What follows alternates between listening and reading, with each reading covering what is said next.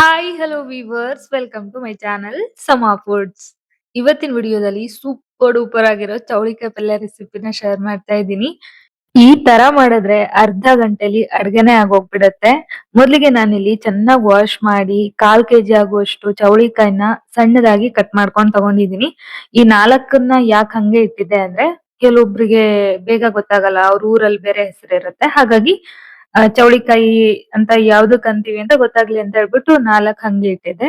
ಆನಂತರ ಅದಕ್ಕೆ 1 ಗ್ಲಾಸ್ ಆಗುವಷ್ಟು ನೀರು, ಅರ್ಶಿನದ ಪುಡಿ, ಒಂದ್ ಸ್ವಲ್ಪ ಉಪ್ಪು. ಜಾಸ್ತಿ ಎಲ್ಲ ನೀರ್ ಹಾಕಕ್ ಹೋಗ್ಬೇಡಿ, ತುಂಬಾ ಕಿಚಿ ಪಿಚಿಯಾಗಿ ಬೆಂದ್ರೆ ಚೆನ್ನಾಗಿರಲ್ಲ. 1 ಅಥವಾ 2 ವಿಜಿಲ್ ಅಷ್ಟೇ ತಗೊಳ್ಳಿ. 1 ವಿಜಿಲ್ ಆದ್ರೂ ಸಾಕು. ತುಂಬಾ ಗಟ್ಟಿ ಇದ್ರೆ ಇಷ್ಟ ಅನ್ನೋರು 1 ವಿಜಿಲ್ ತಗೊಳ್ಳಿ. ಬೇಗ ಬೇಯಲ್ಲ, ನಮ್ಮ ಮನೇಲಿ ಸಾಫ್ಟ್ ಆಗಿ ಇಷ್ಟ ಪಡ್ತಾರೆ ಅನ್ನೋರು 2 ವಿಜಿಲ್ ತಗೊಳ್ಳಿ.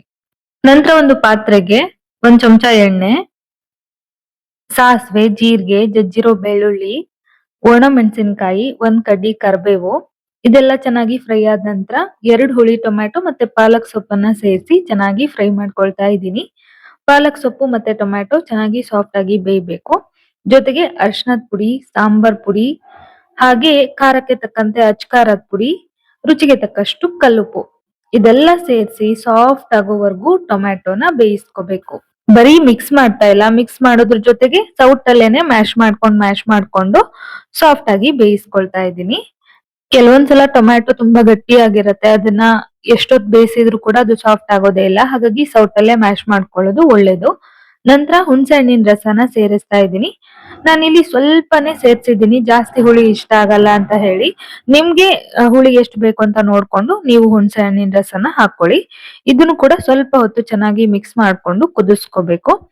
ಚೂರ್ ಬೆಲ್ಲ ಹಾಕ್ತಾ ಇದ್ದೀನಿ, ಇದು ಆಪ್ಷನಲ್, ಬೇಕು ಅಂದ್ರೆ ಹಾಕಿ, ಬೇಡ ಅಂದ್ರೆ ಸ್ಕಿಪ್ ಮಾಡಿ. ನಂತರ ಇದಕ್ಕೇನೆ ಬೇಯಿಸಿಟ್ಕೊಂಡಿರೋ 1 ಕಪ್ ಆಗುವಷ್ಟು ತೊಗರಿ ಬೇಳೆನ ಸೇರಿಸ್ತಾ ಇದ್ದೀನಿ. ಹಾಗೆ ಕನ್ಸಿಸ್ಟೆನ್ಸಿನ ನೋಡ್ಕೊಂಡು ನೀರನ್ನ ಕೂಡ ಹಾಕೊಳ್ಳಿ.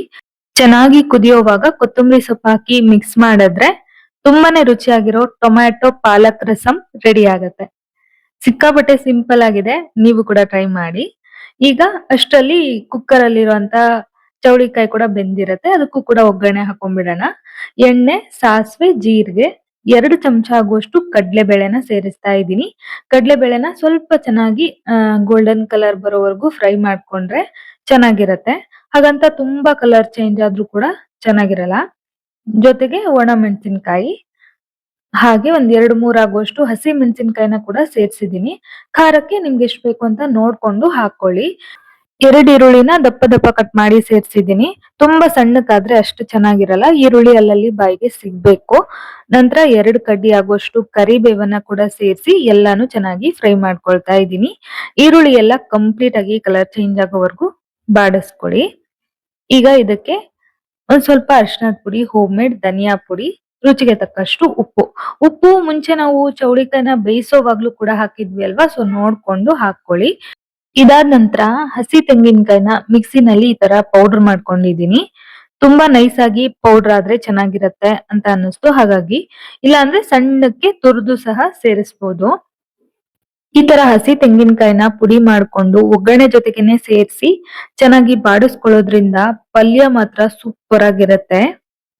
ನೀವ್ ಯಾವತ್ತೂ ಟ್ರೈ ಮಾಡಿಲ್ಲ ಅಂದ್ರೆ ಒಂದ್ಸಲ ಮಾಡಿ ನೋಡಿ. ಕೊನೆಯಲ್ಲಿ ಹಾಕೋದಕ್ಕಿಂತ ಈ ತರ ಒಗ್ಗರಣೆಯಲ್ಲಿ ಸ್ವಲ್ಪ ಬಾಡಿಸ್ಕೊಳ್ಳಿ, ತುಂಬಾ ಹೊತ್ತಲ್ಲ, ಜಸ್ಟ್ ಒಂದು 30 ರಿಂದ 40 ಸೆಕೆಂಡ್ ಬಾಡಿಸ್ಕೊಂಡ್ರೆ ಸಾಕಾಗತ್ತೆ.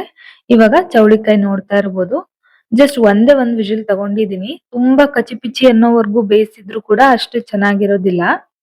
ಈ ಚೌಳಿಕಾಯಿ ಪರ್ಫೆಕ್ಟ್ ಆಗಿ ಬೆಂದಿದೆ. ಇದಕ್ಕಿಂತ ಜಾಸ್ತಿ ಬೆಂದ್ರು ಚೆನ್ನಾಗಿರೋದಿಲ್ಲ, ಕಡಿಮೆ ಬೆಂದ್ರು ತಿನ್ನಕ್ಕಾಗಲ್ಲ. ಈಗ ಇದನ್ನ ನೀರಿನ ಸಮೇತನೇ ಸೇರಿಸಿ ಚೆನ್ನಾಗಿ ಮಿಕ್ಸ್ ಮಾಡ್ಕೊಳ್ಬೇಕು.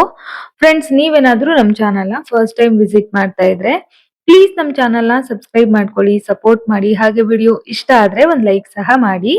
ಇವಾಗ ನೋಡಿ ಚೆನ್ನಾಗಿ ಮಿಕ್ಸ್ ಮಾಡ್ಕೊಂಡಿದೀನಿ. ಮಿಕ್ಸ್ ಮಾಡ್ಕೊಂಡಿದ್ದಾದ ನಂತರ 1 ಹುಳಿ ಟೊಮ್ಯಾಟೊನ ಸಣ್ಣದಾಗಿ ಕಟ್ ಮಾಡಿ ಸೇರಿಸ್ತಾ ಇದ್ದೀನಿ.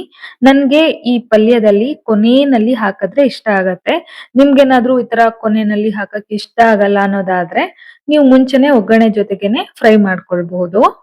ತುಂಬಾ ಮೆತ್ತಗಾಗೋವರೆಗೂ ಪಲ್ಯದಲ್ಲಿ ಟೊಮ್ಯಾಟೊನ ಬೇಯಿಸ್ಕೊಂಡ್ಬಿಟ್ರೆ ಅದಷ್ಟು ಚೆನ್ನಾಗಿರೋದಿಲ್ಲ. ಸ್ವಲ್ಪ ಬಾಯಿಗೆ ಸಿಗೋ ತರ ಇದ್ರೆ ಚೆನ್ನಾಗಿರತ್ತೆ. ಸೊ ನೀವ್ ಇದನ್ನ ಹೆಚ್ಚು ಕಮ್ಮಿ ಮಾಡ್ಕೊಳ್ಬಹುದು, ಮುಂಚೆನೆ ಬೇಕಾದ್ರೆ ಹಾಕೋಬಹುದು. ಚೆನ್ನಾಗಿ ಮಿಕ್ಸ್ ಮಾಡ್ಕೊಂಡು ಲಿಡ್ ಕ್ಲೋಸ್ ಮಾಡಿ 2-3 ನಿಮಿಷ ಇದನ್ನ ಮುಚ್ಚಿ ಕಡಿಮೆ ಉರಿನಲ್ಲಿ ಬೇಯಿಸ್ಕೋಬೇಕು. ಕೊನೆಯಲ್ಲಿ ಕೊತ್ತಂಬರಿ ಸೊಪ್ಪು ಹಾಕಿ ಮತ್ತೊಂದ್ಸಲ ಮಿಕ್ಸ್ ಮಾಡ್ಕೊಂಡ್ರೆ ತುಂಬಾನೇ ರುಚಿಯಾಗಿರೋ ಮಲ್ನಾಡ್ ಸೈಡ್ ಅಲ್ಲಿ ಮಾಡುವಂತ ಚೌಳಿಕಾಯಿ ಪಲ್ಯ ರೆಡಿ ಆಗತ್ತೆ.